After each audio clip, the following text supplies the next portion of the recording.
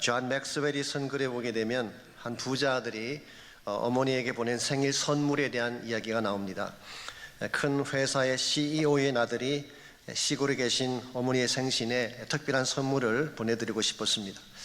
홀로 계신 어머니께 위로가 될 만한 선물을 수소문하던 중에 남아메리카에서 잡아온 진귀한 새 한 마리를 소개받았습니다. 앵무새도 아닌데 말을 기가 막히게 하는 그런 새였습니다. 한번 입을 열면 한꺼번에 400마디씩 한다고 하는 수다꾼, 영어와 스페니시 둘 다 완벽하게 구사하는 퍼펙트한 바이링구얼, 노래는 또 얼마나 잘하는지 조수미가 부른 오페라 아리아를 3곡이나 간드러지게 부를 수 있는 그런 새라고 합니다. 가격이 얼마냐? 물경 50만 불짜리입니다. 그래도 불구하고 홀로 계신 어머니께 이보다 더 위로가 될 선물이 어디 있겠냐 생각을 해서 그 새를 사서 어머니께 우송해 보내드렸습니다. 그러나서 며칠 뒤에 어머님께 전화를 했습니다. 어머니 보내드린 새가 어땠어요? 물었더니 그 새 말이냐, 영어로 표현하면 that chicken, it was delicious. 잡수신 것입니다. 500,000짜리 그 새를 참새구이로 생각하시고 잡아서 잡수신 것입니다. 여러분, 아무리 귀한 것이라고 할지라도 그 가치를 알지 못하면 아무 의미가 없습니다. 그 속에 담겨진 소중한 축복을 누리지 못하고 쏟아버리게 되는 것입니다. 하나님의 은혜도 마찬가지라고 생각합니다. 하나님께서 우리에게 주신 모든 것은 다 귀하고 좋은 것이죠. 구원은 말할 필요가 없고 그분이 주신 약속, 그분이 주신 사람들, 심지어 그분이 우리에게 주신 모든 제도들도 다 귀하고 축복된 것입니다. 그러나 하나님이 주신 축복이 아무리 귀하고 아름다운 것이라고 할지라도 이것을 바르게 받아서 바르게 간직하지 못하게 된다면 우리에게 아무런 의미가 없는 것입니다. 이런 뜻에서 우리가 인생을 살아가면서 하나님 은혜를 받는 것도 중요하지만 이 은혜를 바르게 간직하고 바르게 사용하는 것은 더 중요한 것입니다. 그래야지 그 은혜 속에 담겨져 있는 축복을 나의 소유로 삼고 하나님 사람답게 살아갈 수가 있기 때문입니다. 여러분과 저는 그동안 많은 은혜를 받아왔습니다. 하나님께서 우리에게 지금까지 부어주신 많은 은총이 있지 않습니까? 문제는 우리가 받은 은혜에 합당한 삶을 살고 있는가라는 질문입니다. 혹시 많은 은혜를 주셨는데 그 은혜를 사장시켜 버린다든가 은혜를 바르게 합당하게 쓰지 못하며 살아왔다면 우리는 은혜를 쏟아버리는 인생의 케이스가 되는 것입니다. 어떻게 하면 우리 삶이 하나님의 은혜를 사장시키지 않고 오히려 그것을 통해 더 큰 영광을 돌리며 살아갈 수 있을지 오늘 같이 봉독한 본문을 통해서 이것을 함께 정리해 보려고 합니다. 오늘 같이 읽은 본문에 보시면은 주님이 직접 제정해 주신 주의 만찬을 어뷰즈했던 고린도 교회에 대한 경고의 말씀입니다. 지난 주일날 주의 만찬의 의미에 대해서는 자세히 소개해 드렸습니다. 근데 오늘 본문이 다루고 있는 것은 이 만찬을 어뷰즈한 케이스, 잘못되게 오용되게 사용된 케이스에 대해서 경고와 책망을 담고 있습니다. 먼저 27절 보겠습니다. 그러므로 누구든지 주의 떡이나 잔을 합당하지 않게 먹고 마시는 자는 주의 몸과 피에 대하여 죄를 짓는 것이니라. 여기 합당하지 않기라는 단어가 나오죠. 아낙시오스라는 이 단어는 영어로 번역하면 unworthily, 값어치에 걸맞지 않다 그런 뜻입니다. 예컨대 100만 불짜리 다이아몬드를 유리조각 취급한다든가 위대한 거장의 미술작품을 사고리 만화 취급을 한다면 그 값어치에 걸맞지 않게 평가를 하는 것입니다. 여러분, 예수님께서 우리에게 주신 떡과 잔이 얼마나 소중한 것입니까? 우리가 보기에는 별것 아닌 것처럼 보일지 모르지만 그 떡과 잔은 그분의 찢어진 몸과 쏟아 부어주신 피를 상징하는 것입니다. 이것은 한마디로 표현해서 priceless grace, 값으로 환산할 수 없는 엄청난 은혜인 것입니다. 그런데 고린도 성도들 가운데는 이것을 가볍게 여기고 무시하는 자세로 떡을 떼고 잔을 드는 사람들이 있었습니다. 심지어 어떤 사람들은 형식적으로, 심지어는 장난삼아 이것을 먹고 마시는 자들이 있었어요. 이와 같은 행위는 주의 만찬을 주신 주님 자신을 무시하는 것이고 경멸하는 자세가 되는 것입니다. 그래서 오늘 본문은 이와 같은 행위를 하는 것은 주의 몸과 피에 대해 죄를 짓는 것이라고 규정하고 있습니다.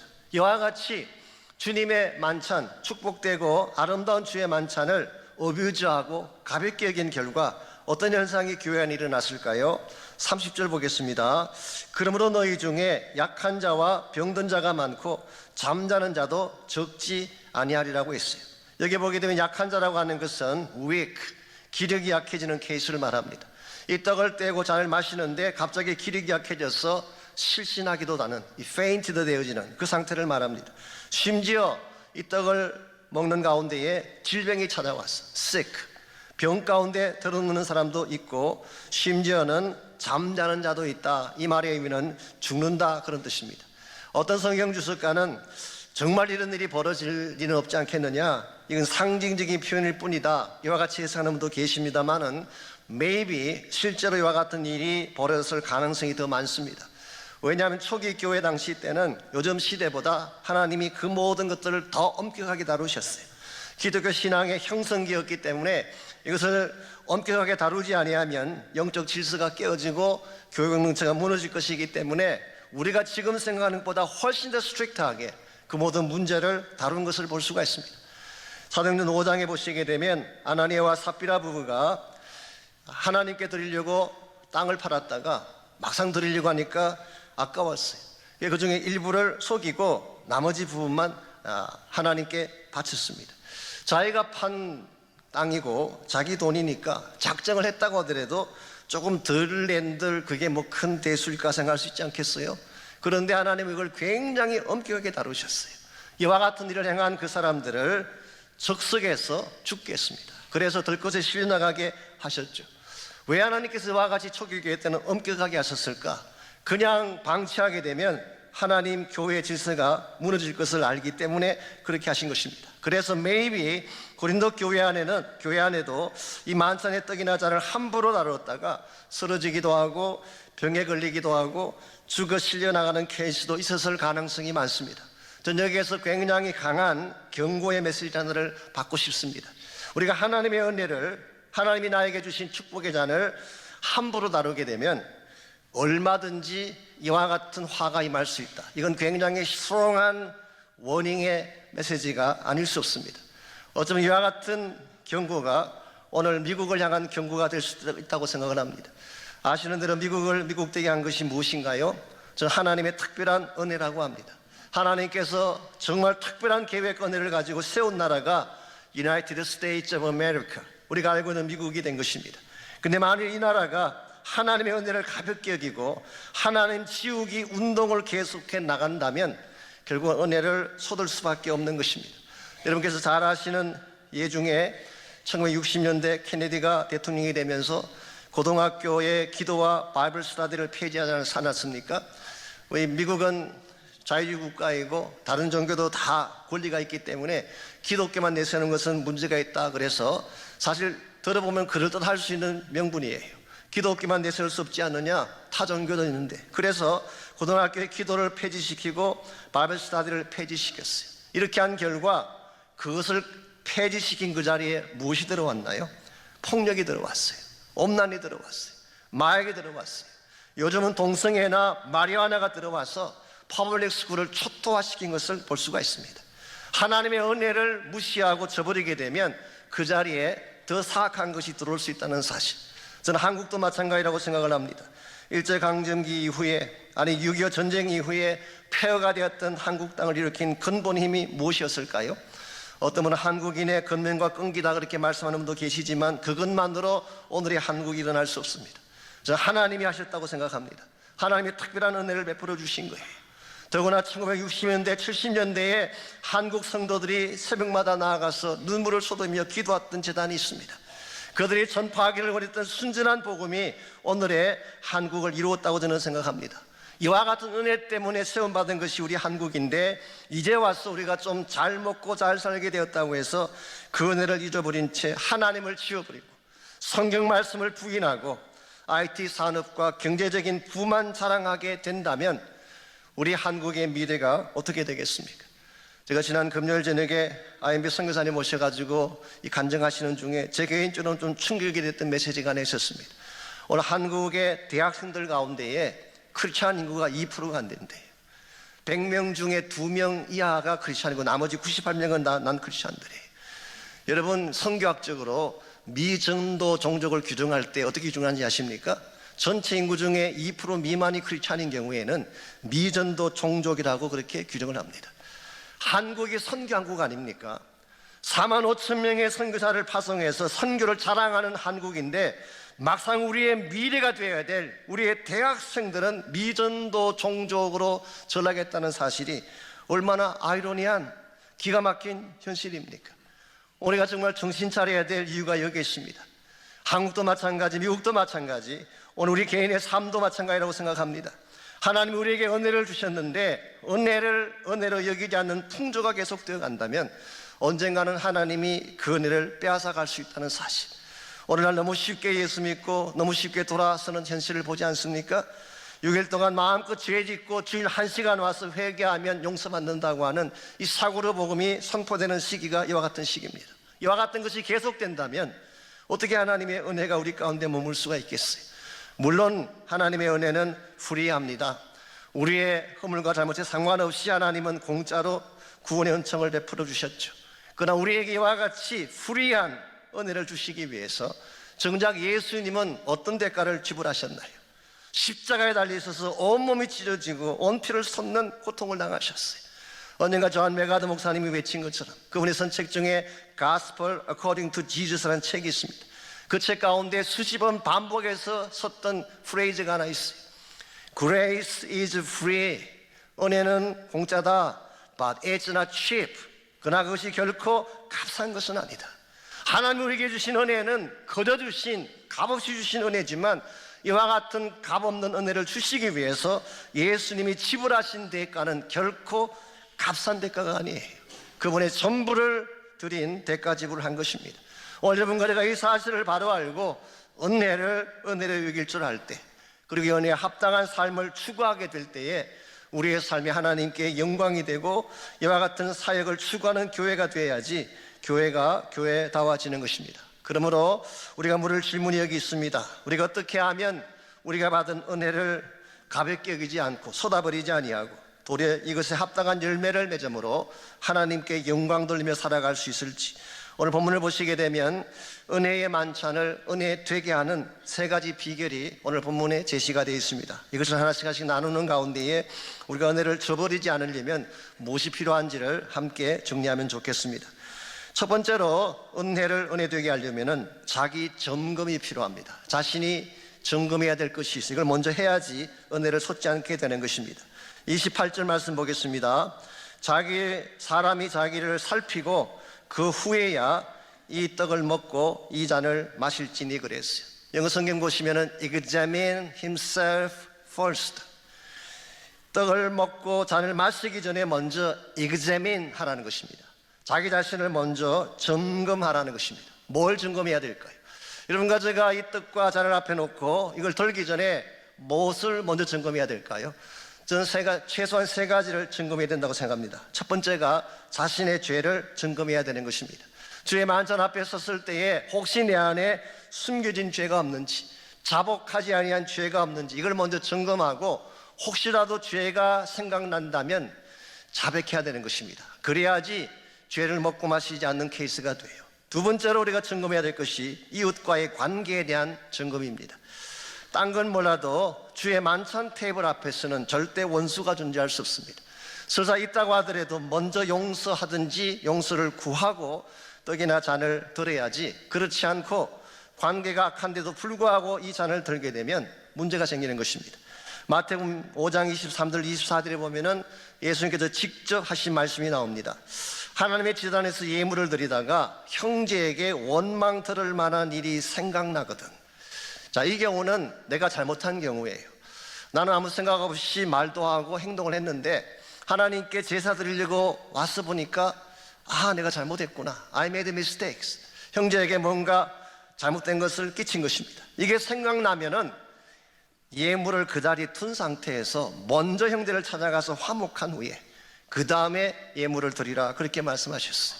아마도 이 케이스는 우리가 구약에서 배운 속건제 케이스입니다. 내가 다른 사람에게 피해를 끼쳤을 경우에 구약 성경에서는 그 경우에는 20%를 더하여 갚으라고 되어 있어요. 그러므로 우리가 형제에게 잘못을 범했을 경우에는 내가 범했던 것보다 더 많은 것을 갚으라고 하는 것이 성서적이에요. 이와 같이 내가 형제에게 용서를 구해야 될 일이 있을 경우에는 예물을 드리기 전에 먼저 처리하고 와라. 성찬 예식도 마찬가지입니다. 물론 우리가 직접 형제에게 찾아가지는 못하더라도 최소한 내 마음 가운데 용서한다든가 용서를 빌고 그리고 나서 떡을 떼고 잔을 마셔야지 이것이 우리에게 축복이 되는 것입니다. 세 번째로 점검해야 될 것이 바로 하나님의 은혜에 대한 점검입니다. 내가 지금 떼고자 하는 떡과 잔에 담겨있는 진정한 의미가 뭔가 이걸 알고 여러분이 드셔야 된다는 거예요. 그냥 아무 생각 없이 왔다가 떡을 주니까 먹고 잔을 주니까 마신다. 이건 대단히 위험한 것입니다. 여러분, 그와 같은 주의 만찬은 아무리 많이 참석해도 별 미닝이 없어요. 정말 이 만찬이 가치를 가지려면 이 떡이 의미하는 것이 무엇인지, 이 잔이 의미하는 것이 무엇인지가 가슴에 와닿아야 돼요. 우리가 떡을 앞에 놓고 이 떡이 그냥 떡이 아니라 날 위해 찢겨주신 예수님의 몸이구나. 여러분, 그 사실을 생각한다면 그냥 떡 들 수 있겠어요? 감동이 오지 않겠습니까? 이 잔을 앞에 들었을 때 이 잔이 나의 엄청난 죄악을 씻겨내기 위해 흘리신 주님의 보혈이구나. 이 사실을 기억한다면 감격의 눈물이 나오지 않겠습니까? 오늘 우리가 이 떡을 떼고 잔을 나눌 때에 먼저 이 떡과 잔의 의미를 체크해 보아야 돼요. 언젠가 오래전 일이긴 합니다만 아주 오래전 이야기입니다. 제가 어떤 구역 모임에 참석을 했더니요, 그 구역장 되시는 분이 주의 만찬을 준비했대요. 우리 초대교회에서는 우리도 한번 같이 모인 가운데서 주의 만찬에 이 일을 하자. 그래서 준비해온 떡을 제가 보니까 찰떡을 준비하셨어요. 떡집에서 맞춰온 찰떡. 그러니까 그 찰떡에 중간중간에 콩이 박혀있는 그런 찰떡이었어요. 제가 그걸 보면서 이게 뭐냐 그랬더니 주님 몸이래요. 그럼 콩은 뭐냐 그랬더니 주님의 뼈래요. 그래서 이왕 먹는 것 주님의 뼈도 같이 씌워 먹으면 더 좋지 않겠느냐. 그래서 콩이 박혀있는 찰떡을 가지고 나오셨어요. 물론 그분이 잘 몰라서 그렇게 한 것으로 저는 이해를 합니다만은 사실 이 성만찬 예식에 참석할 때 말이죠, 로만 캐톨릭처럼 너무 큰 의미를 부여해도 문제입니다. 이 로만 캐톨릭 사람들은 화채슬이라 그래서 실제로 이 떡이 몸으로 변하고 이 잔이 피로 변한다고 하는 그 transubstantiation, 그래서 화채슬이라는 것을 합니다. 제 생각에 그건 too much, 그건 너무 많이 과하게 해석한 것입니다. 그렇다고 해서 이와 같은 주의 만찬을 너무 가볍게 여기는 것도 문제가 되는 것입니다. 오늘 여러분과 제가 이 주의 만찬 앞에 섰을 때에 정말 주님의 은혜를 기억하고 감사하고 바른 자세로 드리게 된다면 이건 그냥 지나가는 만찬이 아니에요. 나에게 복이 되고 축복이 되는 것입니다. 오늘 하나님 여러분과 저를 항상 주의 식탁 앞에 초청하십니다. 우리가 드리는 주의 만찬만이 그 케이스가 아니라 예배 시간도 마찬가지예요. 여러분이 주 앞에 나와서 예배할 때에 아무 생각 없이 와서 예배 드리고 가면 은혜가 임할 수가 없습니다. 주 앞에 나올 때마다 내가 누구인가를 점검하고 예수님이 어떤 분인가를 체크하고 하나님 앞에 합당한 영광을 돌리고 돌아간다면 한 번 예배 드려도 그 예배가 값진 예배가 되는 거예요. 이와 같이 우리가 주님의 은혜를 솟지 않으려면 제일 첫 번째로 해야 될 것이 자신을 점검하는 것입니다. 두 번째로 해야 될 것이 바른 경고에 귀를 기울이는 것입니다. 하나님이 우리에게 경고하실 때에 그 경고에 대해서 바른 인식을 가져야 된다, 그런 뜻입니다. 31절 32절을 보십시오. 우리가 무언가를 잘못했을 때, 특별히 주의 만찬에서 무언가를 잘못했을 때에 일어날 수 있는 경고가 세 가지 차원의 경고가 31절 32절에 기록이 되어 있습니다. 먼저 31절 봅니다. 우리가 우리를 살폈으면 그랬어요. 우리말 번역에는 살폈다 그렇게 번역을 했지만 이 디아크리노라는 이 단어가 사실은 저지한다, 판단한다 그런 뜻이. 그러니까 영어 성경 보게 되면 If we judge ourselves, 우리 자신을 먼저 판단하라 그런 뜻이. 우리가 뭔가를 잘못했을 때에 나 스스로 나를 판단을 하고 나의 잘못을 깨닫게 된다면 이게 가장 좋은 케이스예요. 우리가 주의 만찬 앞에 섰을 때 혹시 뭘 잘못했을 경우에 첫 번째 판단의 케이스는 내가 나를 판단하는, 스스로 잘못을 깨닫는 단계예요. 그런데 여기서 못 깨닫게 되면 두 번째 단계가 나옵니다. 32절입니다. 우리가 판단을 받는 것은, 자, 31절에서는 we judge ourselves, 우리가 우리를 판단하는 케이스인데 32절은 우리가 판단을 받는 케이스예요. 누구에게 판단을 받을까요? 주님에게. 그래서 영어 성경은 we are judged by the Lord, 주님에 의해서 판단을 받는 케이스.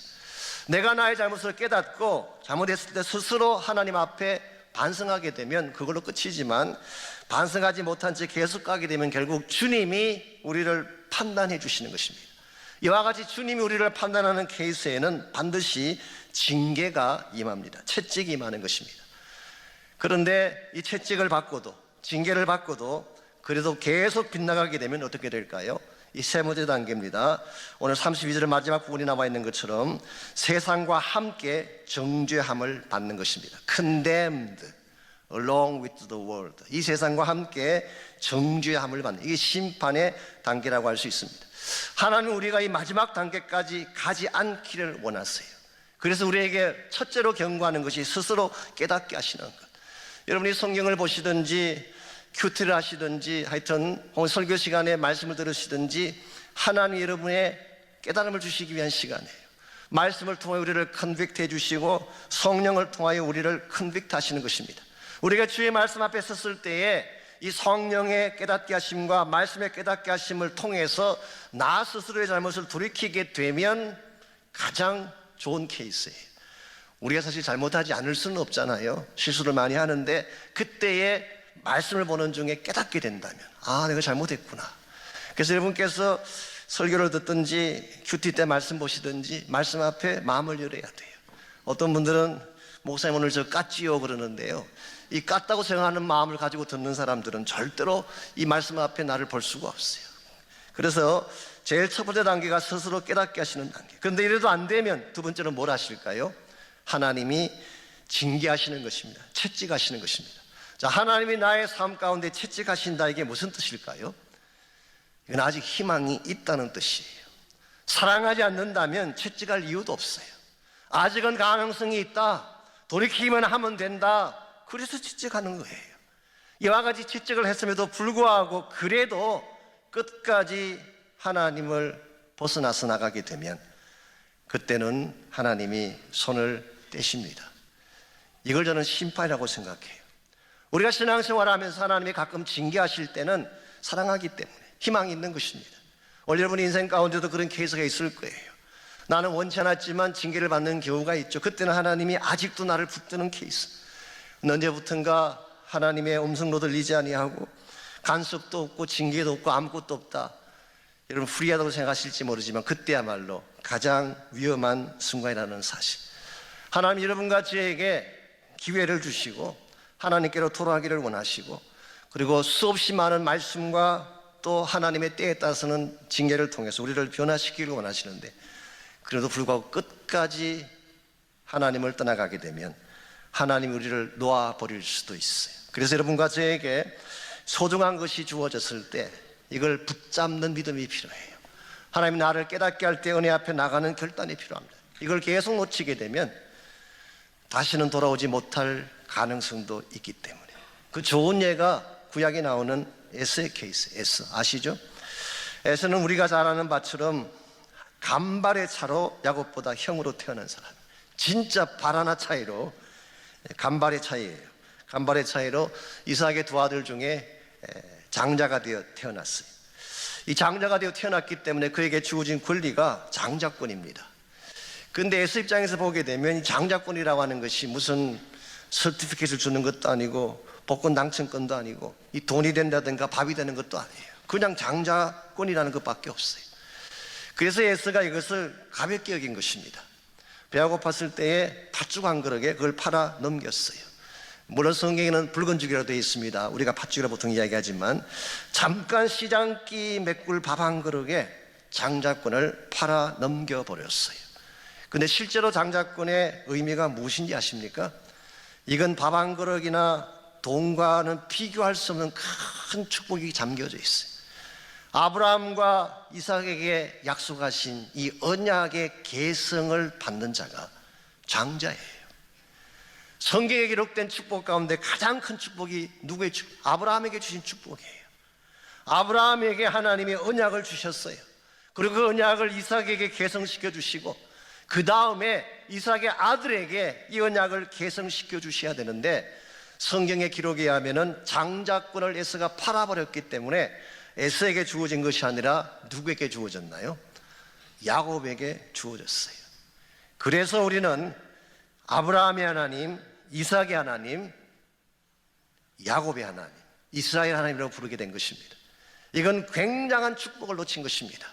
바로 이와 같은 아브라함과 이삭과 야곱의 계보를 통해서 메시아가 탄생하시고 장차 하나님 나라의 꿈과 비전이 서려에 있는 엄청난 축복인데, 이와 같은 축복을 팥죽 한 그릇과 같이 취급했다는 것, 이건 굉장한 미스테이크입니다. 이게 바로 은혜를 쳐다버리는 어리석음입니다. 나중에 에스가 이 사실을 깨닫고 하나님께 매어 달렸지만 성경은 기록합니다. Too late, 늦었다는 것입니다. 히브리서 12장 17절에 기록합니다. 그 후에 축복을 이어받으려고 눈물을 흘리며 구하되 버림받아 회개할 기회를 얻지 못하였느니라. 여러분, 하나님 우리에게 기회를 주셨을 때 기회를 붙잡아야지, 놓치게 되면 그 기회가 다시 오지 않을 수도 있어요. 나에게 소중한 것이 주어졌을 때 소중한 것을 붙잡아야 돼요. 하나님이 우리에게 주신 사랑하는 자, 그 사랑하는 자가 내 곁에 있을 때 사랑해야지, 시간이 지나고 나면 나중에 후회해도 소용없는 것입니다. 기도할 수 있을 때 기도하세요. 언젠가 기도하고 싶어도 기도하지 못할 때가 올 수 있기 때문에 예배 드려야 될 때 전심을 다해 예배하십시오. 언젠가 우리가 예배 드리고 싶어도 예배 드리지 못할 때가 오기 때문에 봉사할 기회, 선교할 기회, 여러분의 삶을 하나님께 드릴 수 있는 기회가 항상 있는 거 아니에요. 그 기회가 나에게 주어졌을 때에 하나님 위에 드리게 되면 그게 축복이 되고 영광이 되는 것입니다. 이런 면에서 우리가 하나님의 은혜를 저버리지 않고 은혜 가운데 바로 살기를 원한다면, 첫 번째로 우리 자신을 점검해야 돼요. 두 번째로 하나님의 경고에 대해서 바른 자세로 나아가야 됩니다. 그리고 하나님의 경고 앞에 나를 돌이키는 이와 같은 모습이 필요합니다. 마지막 세 번째로, 정말 우리가 은혜되게 하려면은 하나님께 바른 자세를 가져야 되는데, 이것은 은혜 받은 자들만이 보여줄 수 있는 성숙한 자세를 말합니다. 여러분, 하나님을 알지 못하고 은혜를 알지 못하는 세상 사람들이야 마음대로 살 수 있겠죠. 그러나 이 은혜를 알았다면 우린 좀 달라야 된다, 그런 뜻이에요. 33절 보겠습니다. 그런즉 내 형제들아, 먹으러 모일 때에 서로 기다리라. 여기서 먹으러 모일 때라고 하는 것은 지난주에 소개드린 것처럼 주의 만찬과 예찬을 합친 것을 말합니다. 초대교회는 주의 만찬과 함께 예찬을 함께 먹었다고 그랬잖아요. 그때에 서로 기다리라고 말씀합니다. 이 말은 양보하라, 그리고 용납해주라, 참아주라, 그런 뜻을 가지고 있습니다. 일반적으로요, 밥그릇 앞에 서면 이성을 잃는 경우가 참 많아요. 다른 때는 다 점잖은데 밥그릇 앞에만 서면 이성 잃는 분들 계세요. 내가 먼저 먹으려고, 내가 더 많이 먹으려고 난리치는. 그래서 앞사람을 움켜잡기도 하고 끌어내리기도 하고, 내가 앞장서 가서 먹기 위해서 편법을 쓰기도 하고, 이게 사실 오늘 한국 사회의 현주소 아니겠습니까? 근데 세상 사람들이야 더 먹기 위해서, 더 많이 먹기 위해서 경쟁하며 뛰어간다고 할지라도 하나님의 은혜를 받은 자는 어떻게 해야 될까요? 양보해야 된다는 뜻이에요. 자기도 배가 고프지만 다른 사람을 위해서 양보하는 것입니다. 심지어 새치기 하는 사람들, 얌체가 있을 때에 꼭 갚아주고 싶지만 그럴 수도 있지, 얼마나 배가 고프면 저렇게 할까라고 생각하고 용납해 주는 것, 이게 은혜 받은 자가 볼 수 있는 애티튜드예요. 여러분, 우리가 어떻게 이와 같은 마음의 여유를 가질 수가 있을까요? 세상 사람들은 서로 먹으려고 달려가고 경쟁하는데 어떻게 양보하고 기다려주고 용납하는 것이 가능할까요? 진짜 하나님의 은혜를 받으면 이렇게 되는 것입니다. 정말 하나님이 나에게 주신 은혜가 무엇인지를 바로 알게 되면 이와 같은 양보가 가능해지게 됩니다.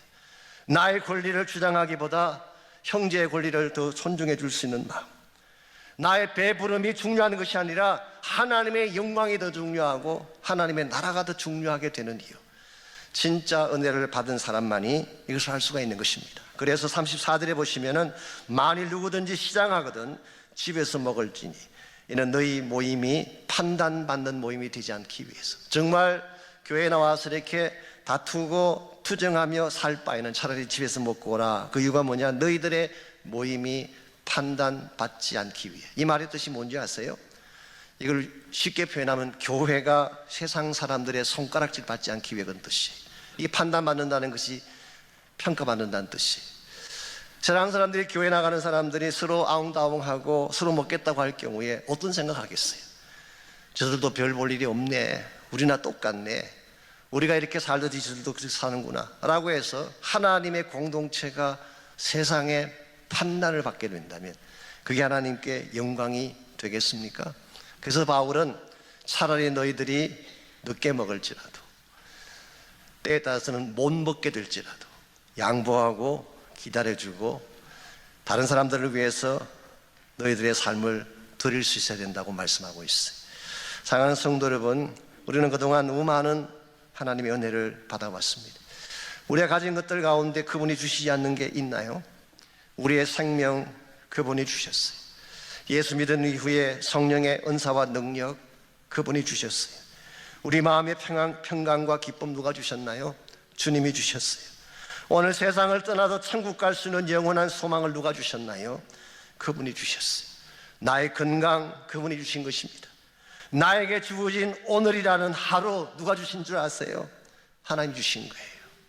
가정도 하나님이 주셨고 사랑하는 사람들도 다 하나님이 주신 것입니다. 이와 같이 하나님은 우리에게 축복을 안기기 위해 모든 소중한 것들을 다 주셨는데 우리는 이 은혜를 저버릴 때가 참 많고 은혜 합당하게 살아가지 못할 때가 참으로 많습니다. 우리가 신앙생활하면서 경계해야 될 것 중에 하나가 있습니다. 나에게 주어진 은혜를 당연시하는 것. 습관과 타성에 젖어서 은혜를 받고도 감격해하지 못하는 마음, 이건 참으로 위험한 것입니다. 하나님 여러분과 저에게 정말 아름다운 축복들을 많이 주셨는데 언제부턴가 우리 마음이 식어버렸어요. 은혜 앞에 감격하지 못합니다. 은혜를 받고도 아무런 마음의 움직임이 없어요. 이건 우리 영성을 죽게 만들고 우리의 삶을 하나님 앞에 바르지 못하게 만드는 것입니다. 우리가 하나님의 은혜를 정말 바로 안다면, 날 사랑하신 주님의 사랑을 정말 바로 안다면 우리에게 은혜를 갚을 수 있는 최선의 방법이 뭔지 아세요? 이 은혜를 나누는 것입니다. 이 사랑을 나누는 것입니다. 오늘 여러분의 주변을 보시기 바랍니다. 아직도 이 사랑 알지 못하기 때문에 이거리 저거리 방황하는 수많은 영혼들을 볼 수가 있어요. 이거리 저거리 방황하지만 어디를 가도 하나님 만날 때까지는 행복이 없는데, 생명과 구원이 없는데 오늘도 우리 주변에는 정처 없이 돌아가는 분들이 많이 계십니다. 이분들에게 우리가 해야 될 가장 소중한 일이 뭘까요? 날 사랑하신 예수님을 소개하는 것입니다. 날 위해 죽으시고 부활하신 그 예수님을 그분들에게 소개하는 거예요. 오늘 우리 모두가 바라봐야 될 현장이 하나 있습니다. 날 위해 죽으시고 날 위해 피 흘려주신 예수 그리스도의 갈보리 언덕입니다. 우리는 가끔 나 자신만 바라보고 나의 삶의 현실만 보기 때문에 이 첫사랑을 잃어버리고 이 하나님의 은혜를 잃어버릴 때가 참 많지만, 그때마다 여러분이 마음의 눈을 뜨고 갈보리의 십자가 주님을 바라보시기 바랍니다. 날 위해 찢기신 그분의 몸을 바라보시고 날 위해 흘리신 주님의 보혈을 바라볼 때 그 피가, 그 주님의 깨어진 상처의 아픔이 나에게 얼마나 위대한 축복을 안겼는가를 깨닫게 될 거예요. 이걸 아는 사람이 하나님 은혜 앞에 바로 서는 사람입니다. 혹시라도 우리 마음 가운데 연애가 사라졌다면, 이와 같은 감격이 사라지고 말았다면 오늘 이 시간에 마음의 문을 열고 다시 한번 십자가를 바라보고 날 위해 죽으신 예수님의 고난을 묵상하고, 우리가 떡을 떼며 잔을 나눌 때마다 예수님의 찢어지고 깨어진 그 몸을 생각하고 날 위해 흘려주신 보배로운 피를 기억하면서 우리 감사하고 우리의 생명을 바쳐서라도 이 십자가 몸을 전하겠다고 하는 결단을 해야 할 것입니다.